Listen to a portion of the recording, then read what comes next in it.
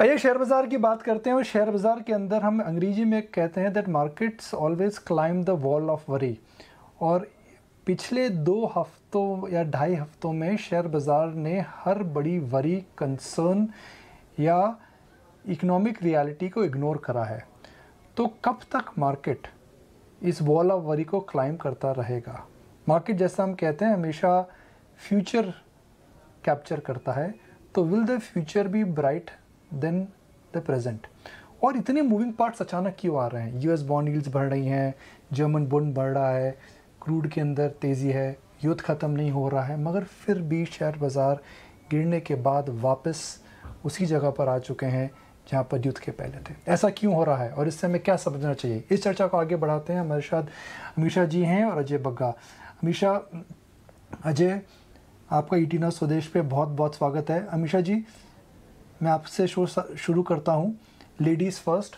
अक्सर हम कहते हैं that Indian man are not very chivalrous. तो अजय और मुझे इस बार हम कंप्लेन करने का मौका नहीं देंगे, शो आपसे चालू करते हैं। तो अमीषा जी, मेरा जो इंट्रोडक्शन था इटसेल्फ एक क्वेश्चन था कि भाई ये शेयर बाज़ार के अंदर इस समय काफ़ी चिंताएं हैं, मगर शेयर बाज़ार गिर के वापस उछल चुका है, ऐसा क्यों? देखिए, अपना जो इंडेक्स का कंपोजिशन भी है उसमें रिसोर्स के भी अच्छे वेटेज है। आईटी, जिसको इन्फ्लेशन इतना इम्पैक्ट नहीं करता, उसका भी बहुत अच्छा वेटेज है।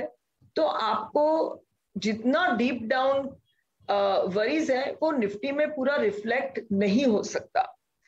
पर अगर थोड़ा ब्रेथ ऑफ द मार्केट देखेंगे and correction in percentage correction में कितने स्टॉक्स गए, सपोज आप देखोगे 20% से ज्यादा लिस्टेड में से कितने परसेंटेज स्टॉक गए, 25% से ज्यादा करेक्शन में कितने स्टॉक गए, which would also reflect you that yes we are in a good correction zone. Because आप देखोगे तो नीचे से रिलायंस 2200 वाला अगर 2600 होता है तो निफ्टी को बहुत सपोर्ट मिल जाता है। At the same time we are also in a phase जहां पर कहीं ना कहीं मार्केट ऐसा सोच रही है कि जो भी डिस्टर्बेंस है वो टेम्पररी है। नाउ ये सोचना ग्लोबल मार्केट्स कभी से कर रही है कि all the supply disruption and resultant inflation is transitory. Now we have come to terms that it is not going to go this year, so rate hike is following. I think as we travel the road, inflation is really going to bite not only India but मतलब दुनिया में सभी को इसकी बहुत तकलीफ होगी। और शायद आगे बढ़ के जितना रेट हाइक हम सोचते हैं शायद उससे ज्यादा करना पड़े, जितना बैलेंस शीट कॉन्ट्रैक्शन सोचते हैं उससे ज्यादा करना पड़े। अगर ये मेरा व्यू बनता है तो मुझे ऐसा लगता है कि करंट मार्केट में ये साल के लिए जनरली 2 अपसाइड रहती है, या तो री रेटिंग होता है या तो अर्निंग्स ग्रोथ होता है। मुझे लगता है ये मार्केट में ना री रेटिंग की पॉसिबिलिटी है और अर्निंग्स ग्रोथ यहां से शायद थोड़ा करेक्ट होगा। At least every quarter earnings growth को टेपर करेंगे क्योंकि हम बहुत ऑप्टिमिस्टिक रोड से चालू कर रहे हैं। तो मेरे हिसाब से मार्केट ये बार रेंज बाउंड रहेगा। That is my broader call. Ajay, आप क्या राय देंगे? आप मैक्रोज काफ़ी क्लोजली ट्रैक करते हैं और बॉन्ड यील्ड इन्वर्ट हो गई है। मैं हमारे दर्शकों को बताना चाहूँगा, ये टेक्निकल टर्मिनोलॉजी है, मगर इसका मतलब ये है कि यूएस मार्केट जो सबसे बड़ा मार्केट है वह आपको ये बता रहा है कि यूएस बॉन्ड मार्केट ये बता रहा है कि आने वाले समय में रिसेशन आएगा। तो अजय, अगर रिसेशन आएगा तो ग्रोथ कम होगी, अगर महंगाई ज़्यादा है तो कंजम्पशन पे फ़र्क पड़ेगा, मार्जिन्स कम होंगे। तो शेयर बाज़ार इन बड़ी हकीकतों को नज़रअंदाज क्यों कर रहा है अजय? जी बिल्कुल निकुंज, सही कहा आपने। ये जो इन्वर्शन आ रहा है, देखिए, आप नॉर्मली कहते हैं अगर लंबी अवधि के लिए आप किसी को पैसा देते हैं तो रिस्क आपका बढ़ता है, आप ज्यादा इंटरेस्ट लेंगे। छोटी अवधि के लिए आप कम इंटरेस्ट रहेंगे। अभी क्या हो रहा है अमेरिका में कि 5 साल का पेपर है वो 30 साल के पेपर से ज्यादा उसका इंटरेस्ट आ रहा है। 2 और 10 में अभी 7 बेसिस पॉइंट का फर्क रह गया। वो भी अभी कुछ दिनों की बात लग रही है कि इन्वर्ट हो जाएगा। बट बहुत इंटरेस्टिंग चीज जो क्या है निकुंज, अभी 25 मार्च को ही एक फेड, सेंट लुई फेड की रिसर्च आई, मैं आपको भेजूंगा। उसमें उन्होंने दर्शाया कि इस बारी ये जो यील्ड इन्वर्शन है ये शायद गलत है, क्योंकि इतना जबरदस्त बैलेंस शीट बढ़ाया गया। यूएस का अगर आप ट्रेजरी का आउटस्टैंडिंग देखें, $4 ट्रिलियन था 2007 में, आज $24 ट्रिलियन पहुंच गया। 6 गुना निकुंज, 13 साल 14 साल में 6 गुना आपने मनी सप्लाई बढ़ा दी। तो कह रहे हैं जब ये फेड नॉर्मलाइज करेगा बैलेंस शीट जून ऑनवर्ड्स, ये 10 साल का पेपर का यील्ड ज्यादा तेजी से बढ़ेगा और ये इन्वर्शन फिर सीधा हो जाएगा। तो ये देखते हैं, अब फेड की रिसर्च है, अब देखते हैं क्या होता है। बट ये तय है, जो मेरा एक्सपीरियंस है, बॉन्ड मार्केट सही रहता है, जेम्स बॉन्ड होता है बॉन्ड मार्केट, जब वो दर्शा देता है वो आने वाला है। स्टॉक मार्केट जैसे आपने पहले का डिस्काउंटिंग मैकेनिज्म है, काफी परफेक्ट डिस्काउंटिंग मैकेनिज्म है।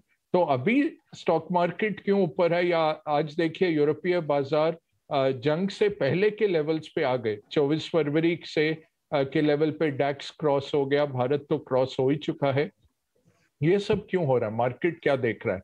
मार्केट यही देख रहा है कि लिंगरिंग ऑन जंग होगी एट द वर्स्ट, नहीं तो बेहतर ये है कि कुछ हो जाएगा, युद्ध विराम 2 हिस्सों में तकसीम हो जाएगा, Ukraine, eastern Ukraine, western Ukraine बन जाएगा, न्यूट्रल हो जाएगा। यही पिटी यही है कि इतने लोगों की इतनी बर्बादी जरूरत नहीं थी अगर ये पहले ही बोल देते।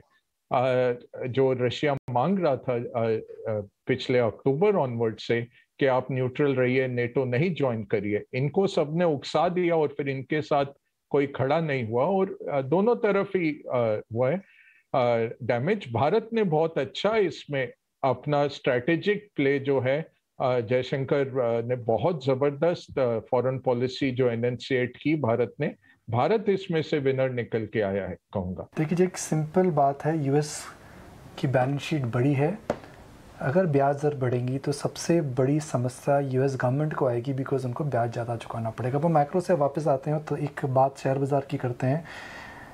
पैदा वे मैं सुन रहा था, अजय जी आप अमीषा को हमेशा मैम बोलते हैं, ऐसा क्यों? पर फर्स्ट नेम पे कभी नहीं बुलाते उनको? वो रिस्पेक्ट से है और हम स्कूल से ही नहीं तो आप बोल रहे हैं कि आप क्या बोल रहे हैं कि आपसे उम्र में अमीषा जी तो उम्र में बहुत छोटी हैं आपसे, अमीषा जी बहुत छोटी उम्र में आपसे। चलिए इस बात पे और कभी बात करेंगे, मगर अगर आपको भी निकुंज भाई कहता हूँ ना, वो तो रिस्पेक्ट की बात है। आप भी मेरे से बहुत छोटे हैं उम्र में। इतना संपर्क रहा है आप लोगों के साथ, इतना प्यार है कि बस we are like family only. और शायद हमें दर्शक भी जाते हैं कि हम जब आते हैं तो हम चैट करते हैं, इंटरव्यूज होती नहीं है। तो अमीषा जी, शेयर बाजार एक तराजू की तरह होता है, तराजू में कभी एक पलड़ा ऊपर एक पलड़ा नीचे। तो इस समय शेयर बाजार में आपको क्या लगता है कि कहाँ पलड़ा ऊपर है, जहाँ पे एक्सपेक्टेशन ज़्यादा है और हकीकत में इतना ऊंचा नहीं होना चाहिए, और कहाँ पे पलड़ा नीचे है जहाँ पे बेरिशनेस ज़्यादा है और इतनी अर्निंग्स को मार नहीं पड़ेगी? देखिए, एक कपल ऑफ अर्निंग्स के पर्सपेक्टिव से मुझे in terms of earning stability and growth IT अभी भी इम्यून लग रहा है। मुझे लगता है आईटी की जो प्रॉफिट ग्रोथ की ट्रेजेक्टरी एक्सपेक्टेड है वो मोरलेस उस पे अभी भी डिलीवर कर पाएगा। कहीं ना कहीं ओपनिंग अप से थोड़ा सा कॉस्ट बढ़ सकता है, पर मुझे लगता है कि जो डील विन ग्रोथ है या तो ब्रॉडर मार्जिन ट्रेजेक्टरी है वो अभी भी काफी ठीक रहेगी। और कोई भी सिनेरियो, जैसे एक सिनेरियो का एक लूमिंग डेंजर ये साल रहेगा ही कि हमने हमारा फिस्कल एक्सपांशन चालू रखा है एंड उसमें हमारा assumption है $75 ऑयल का। The more number of days we are away, हम वो मीन से दूर है, हमारा fiscal and current account deficit अपने हाथ से कंट्रोल से दूर रहेगा और उसमें रुपी पे थोड़ा और प्रेशर बढ़ने की पॉसिबिलिटी बढ़ जाती है। तो वो सिनेरियो में आईटी मुझे फिर भी लगता है कि विल होल्ड फोर्ट।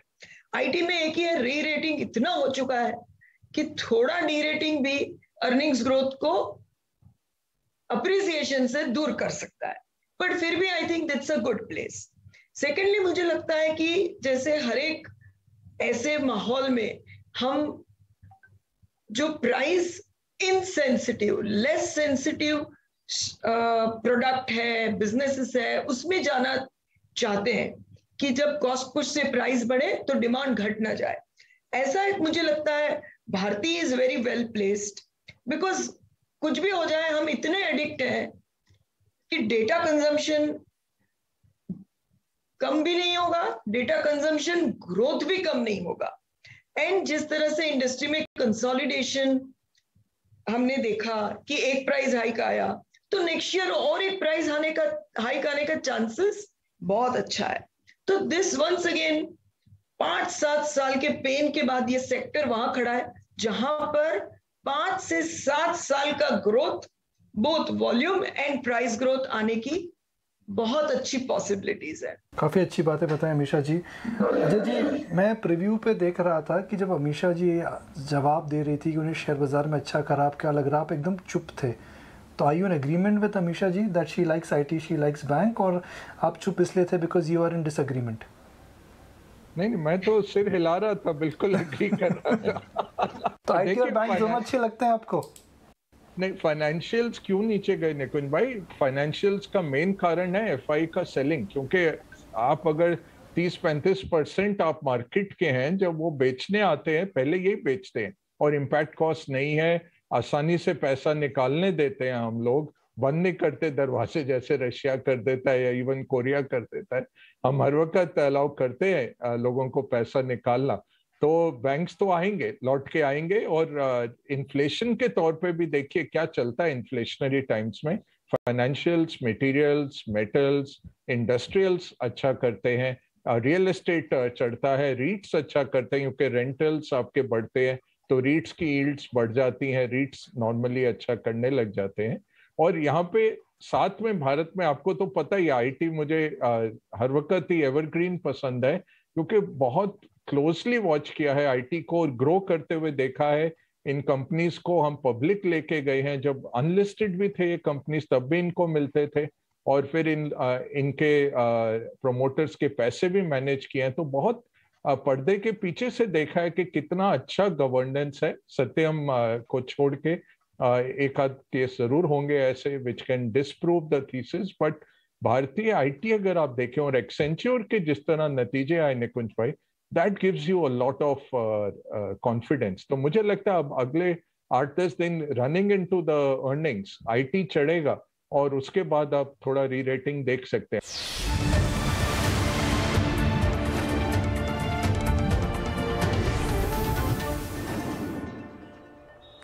तो ये थी मार्केट्स और